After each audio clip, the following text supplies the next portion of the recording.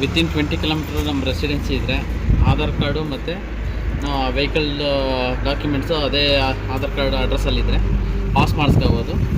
ಒಂದು ತಿಂಗಳಿಗೆ 340 ರೂಪಾಯಿ ಚಾರ್ಜ್ ಮಾಡ್ತಾರೆ. ನೀವು 999 ಸಲ ಓಡಾಡ್ಬೋದು. ಇನ್ನು 20 ಕಿಲೋಮೀಟರ್ಸ್ ನಾವು ನಮ್ಮ ರೆಸಿಡೆನ್ಸಿಯಲ್ಲಿ ಈ ಟೋಲ್ಗೆ ಬರ್ತೀವಿ ಅಂತ ಅಂದರೆ ನಾವು ಆರಾಮಾಗಿ ಪಾಸ್ ಮಾಡಿಸ್ಕೋಬೋದು. 340 ರುಪೀಸ್ ಪಾಸ್ಗೆ 1 ಮಂತ್ ಈ ಪಾಸ್ ಇರುತ್ತೆ. ನಾವು ಎಷ್ಟು ಸಲ ಬೇಕಾದರೂ ಓಡಾಡ್ಬೋದು. ಇನ್ ಕೇಸ್ ಏನಾದರೂ ಪಾಸ್ ಮಾಡಿಸ್ಕೊಳ್ಳಿಲ್ಲ, ನಾವು ಹಾಗೆ ಓಡಾಡ್ತಿದ್ವಿ ಅಂತ ಅಂದರೆ ಒಂದ್ಸಲ ನಮಗೆ ಮಂಡ್ಯದಿಂದ ಮೈಸೂರಿಗೆ ಹೋಗ್ತೀವಿ ಅಂತ ಅಂದರೆ 180 ರೂಪೀಸ್ ಚಾರ್ಜ್ ಮಾಡ್ತಾರೆ.